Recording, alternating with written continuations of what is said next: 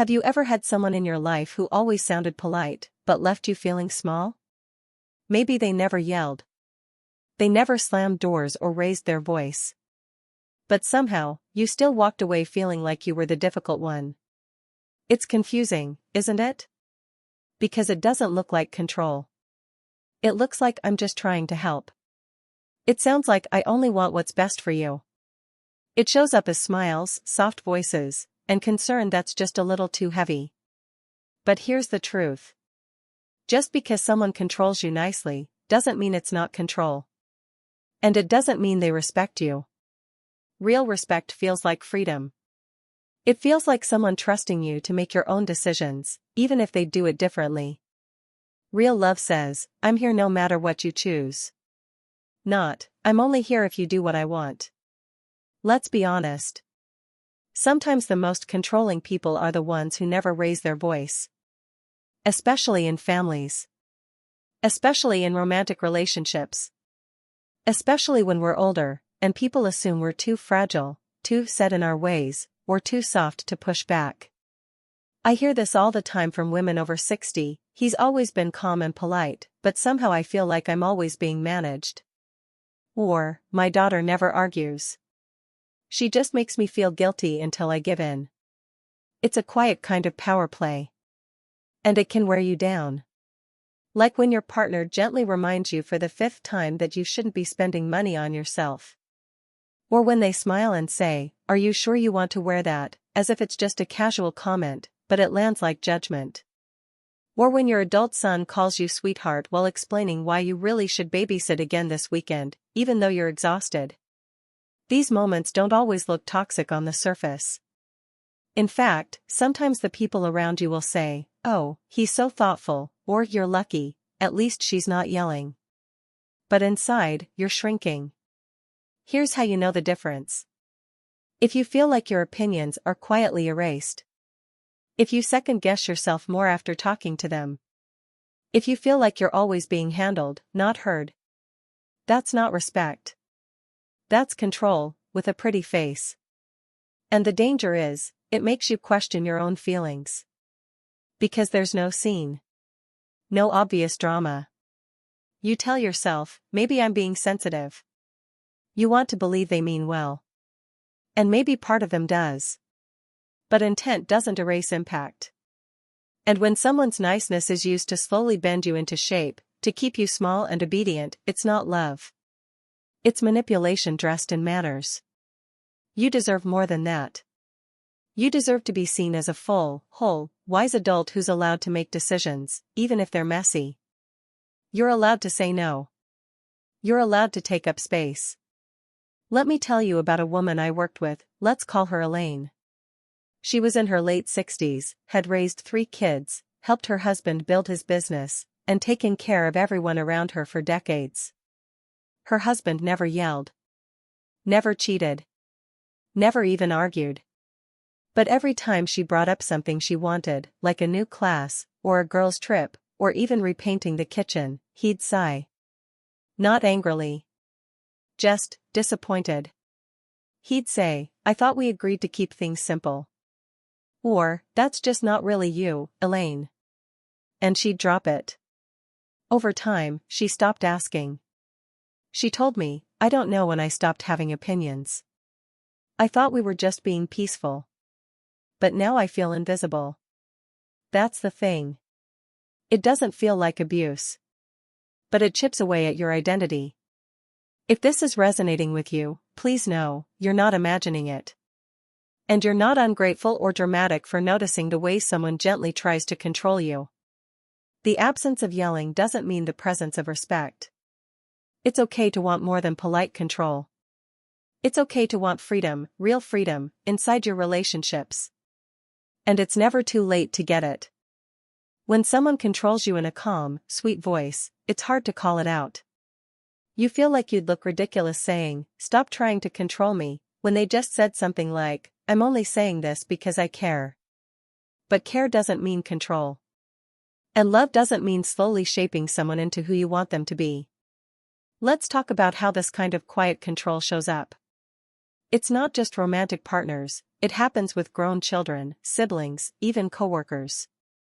I remember a woman, late 50s, telling me how her daughter would call almost every day with a small request, just a little help watching the kids, or running an errand, or picking something up. But every time she said she was busy, her daughter would fall silent. Not angry. Just that heavy, guilt-loaded silence. Then came the line, "I guess I just thought you'd want to help." That's not a question. That's a trap. It's a message wrapped in sweetness: if you really loved me, you'd do what I want.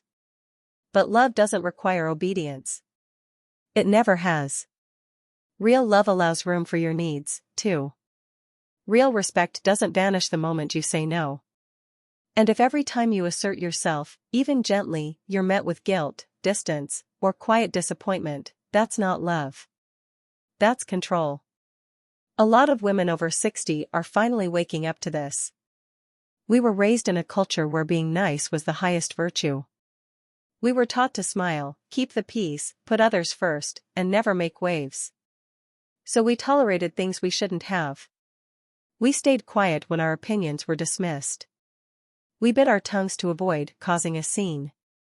We excused behavior that left us drained, confused, and disconnected from our own voice. But now? You're older. Wiser. You've earned your voice back. You don't need to keep swallowing your needs just to keep the peace. You're not here to be managed like a child or molded into someone's version of a perfect woman. You are a full person, imperfect, strong, learning, healing. And the people who love you should respect that. Not nicely override you.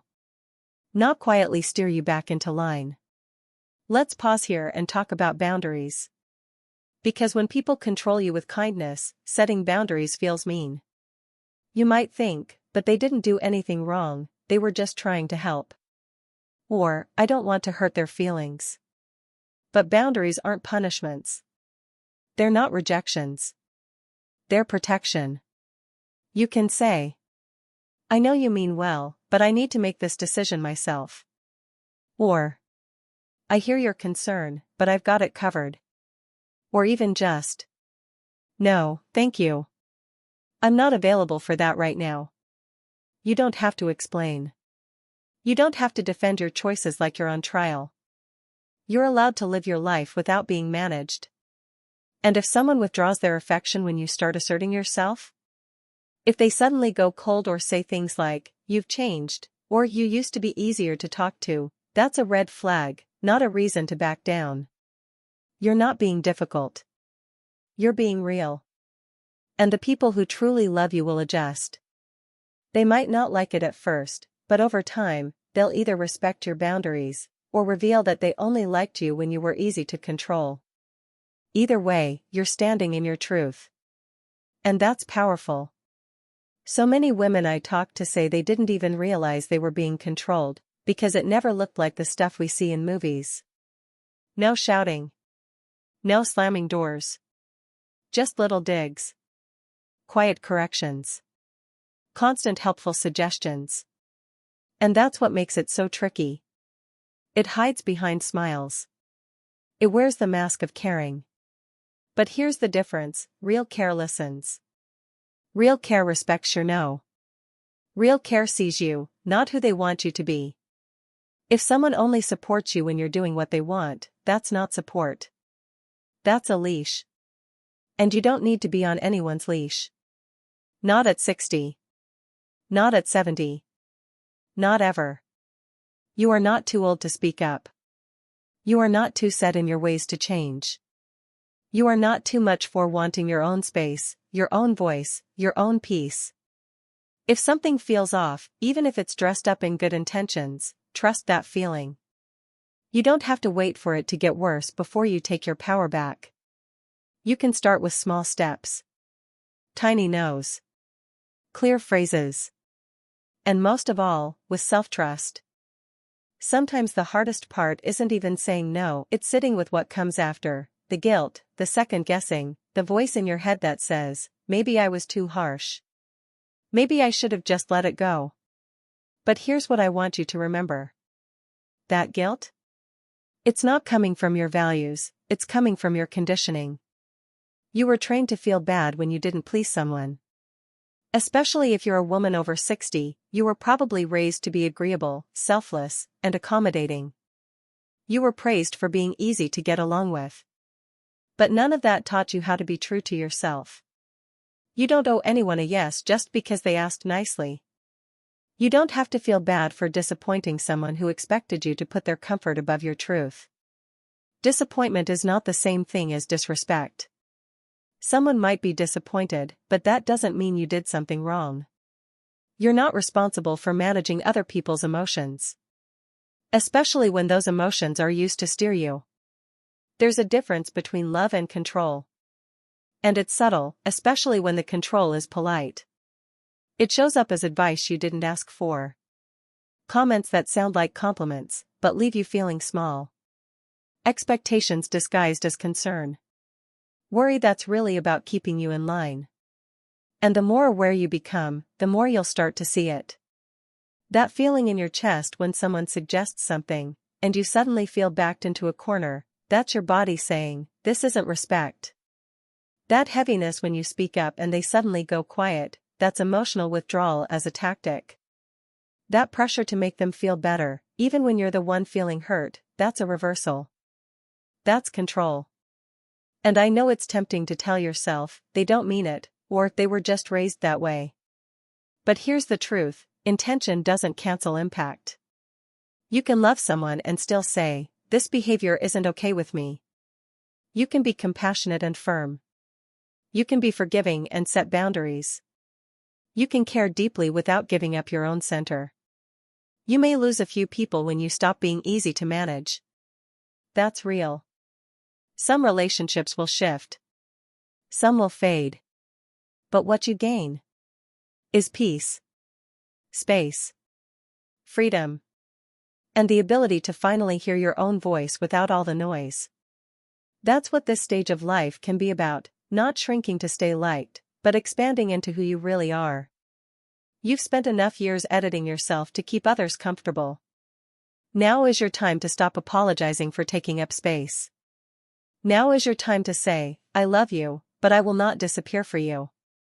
Because you matter. Your needs matter. Your voice matters. And you are not here to be controlled, even if it's dressed up as kindness.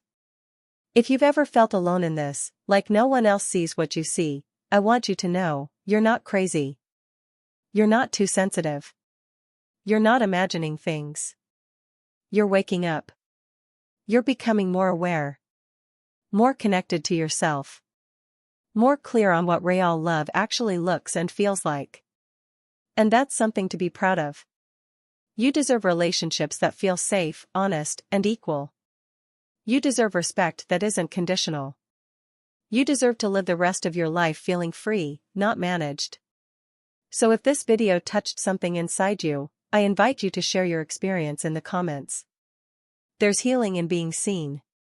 There's comfort in knowing you're not the only one. And if you found this helpful, I'd love for you to subscribe. This space is here for women like you, wise, thoughtful, and ready to reclaim your peace. Because it's not too late to change. Not too late to speak. Not too late to heal. You're just getting started.